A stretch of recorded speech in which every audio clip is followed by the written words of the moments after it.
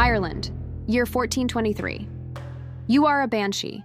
Your body is pale as mist, your hair long and tangled like it has been combed by the wind itself, and your voice is sharper than any blade. You do not hide in shadows because you do not need to. People fear you before they even see your face. The old tales already painted your role. A wailing ghost cursed to cry for the dying. That is what they whisper about you when the fires are low.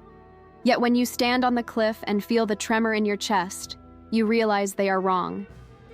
You are not trapped in endless grief.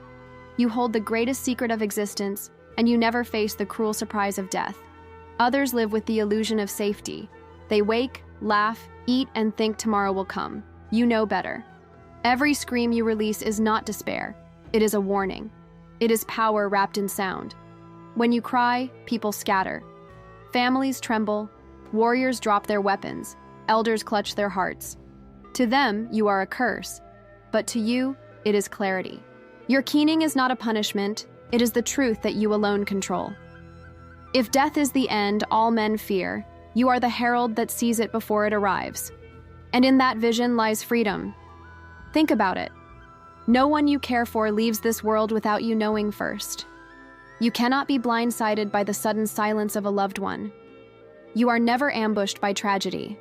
Others spend their lives anxious, never knowing when the last breath will come, but you are spared from that torture.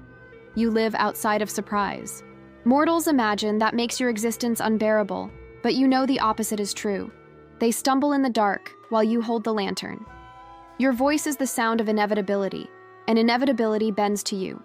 Even when they spit at your name, deep inside they know that your cries are not weakness, but dominance.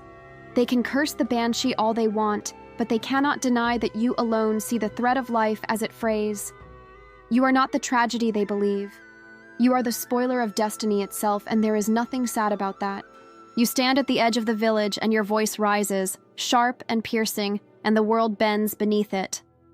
Warriors who moments before carried their swords with pride now stagger back, eyes wide, hands trembling, until steel slips from their fingers and crashes to the ground. Men who have stared into battle without fear cannot stand the weight of a single cry from your lips. That is the truth of being a banshee. You do not need brute strength. You do not need fire or claws.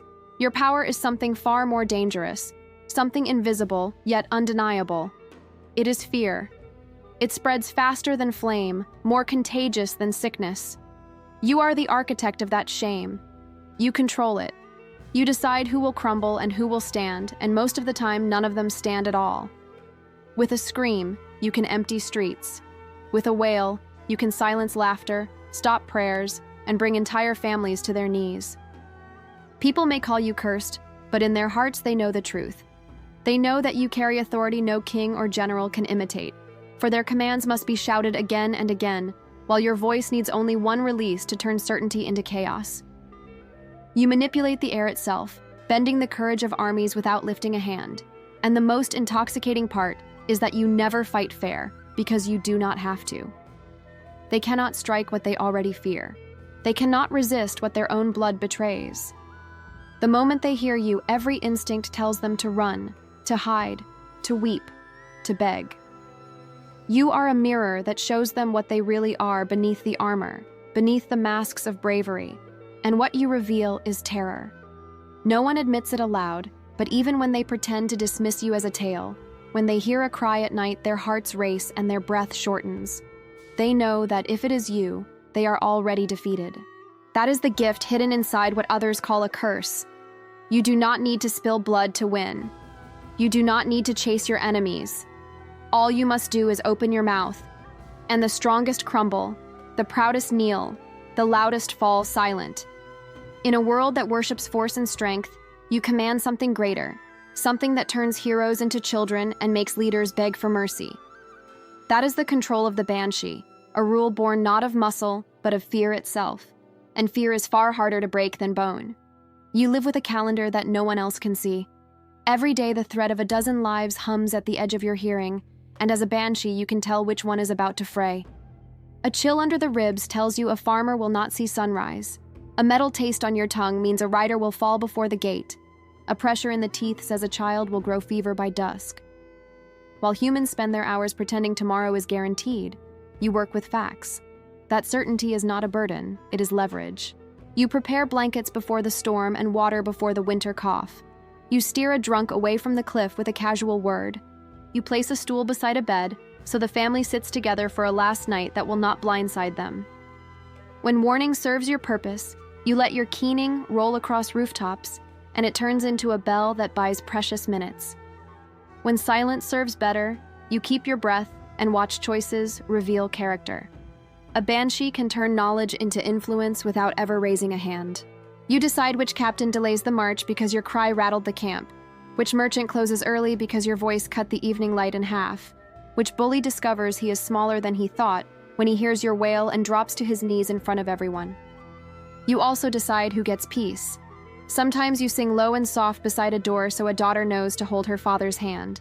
Sometimes you do not sing at all so a tyrant believes he still has time and walks into the consequence he earned. This is not cruelty, it is strategy. Living above surprise lets you shape events instead of being shaped by them. You keep ledgers in your head, not of money but of favors and mercy. Warn a midwife and she will pass your name with reverence. Spare a chieftain your voice and he will owe you when winter bites. Announce a death in the square and you move a crowd like a tide, turning fear into order with a single note. The world thinks a banshee only weeps. The truth is that you schedule grief so it arrives with meaning instead of chaos. You turn panic into planning. You turn superstition into obedience. You use timing like a blade, cutting paths through outcomes that look fixed to everyone else. Destiny is not a wall to you. It is a map with routes only you can read, and every choice to cry or to keep quiet is another turn of the wheel in your favor. You exist in the borderland where no one else dares to walk. As a banshee, you are not chained to one world or the other. You move between them with every cry. Mortals look at you and see a figure wrapped in mist, hair wild, eyes reflecting something they cannot name, and they bow without realizing it. To them, you are not only the announcer of death, but the mouthpiece of higher powers. When your voice pierces the night, it is not heard as simple sound. It is taken as a message sent from gods or ancestors, a warning that what lies ahead is decided by more than mortal hands. Priests, chieftains, and mothers alike interpret your keening as sacred, and though they fear you, they also revere you. Few creatures ever gain that position, feared like a storm, yet honored like a prophet. You do not have to fight for respect. It follows you like a shadow. Crowds hush when you pass. Doors close, but curtains part so they can glimpse the figure who speaks for the dead. Even those who claim not to believe still clutch charms and whisper prayers when your cry rolls across their hills. They know that you hear what they cannot, voices of those who crossed already, hints of warnings not yet revealed. That connection is your throne. It makes you more than flesh and more than spirit. It makes you the bridge itself. And being the bridge means no one can ignore you. Kings cannot march without watching for your appearance, for a whale before battle can break their ranks before the first arrow flies. Villagers offer food at the edge of fields, hoping your presence turns their harvest safe. Families leave tokens at stones, begging that your voice not rise for their names. They seek you out in dread, but also in dependence, because who else can claim to speak in both directions? Your cries are not random. They are scripture in sound. You can lift a clan to vigilance or crush them into despair with one release of your voice. That is influence that outlasts swords and crowns.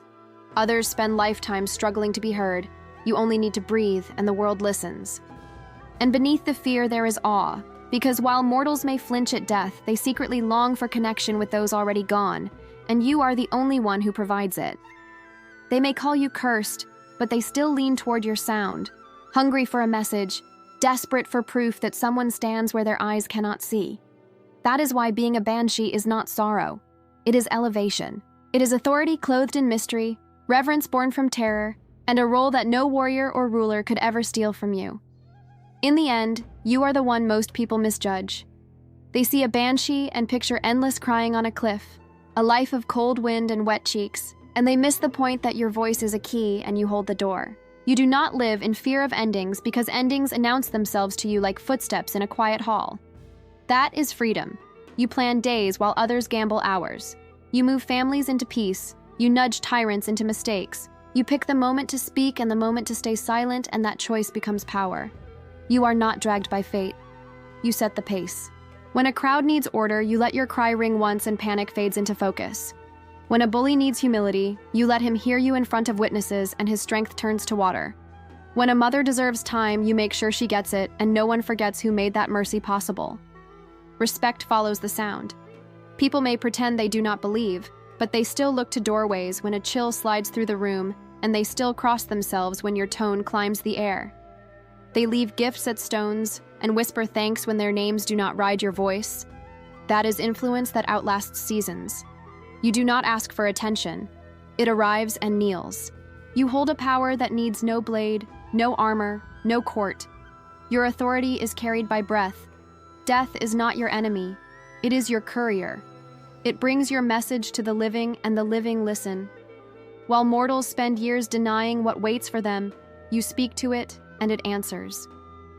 That conversation makes you fearless. No surprise visit in the night, no sudden news at the market, no broken heart that arrives without warning. You walk through a world that cannot startle you, and that alone feels like wealth. The truth is that a life spent announcing the inevitable is a life built on certainty, and certainty is rare. You are free to be generous without being naive and ruthless without being cruel because you understand the stakes better than anyone. You carry the weight of endings, but you also decide how those endings land. You can turn fear into caution, grief into gratitude, chaos into quiet. You can make a single village feel watched by something larger and kinder than luck. So if you had a choice, would you trade this for a warm bed and a blind tomorrow? Being human means learning about death at random. Being a banshee means you already know the schedule. You do not suffer under it, you manage it.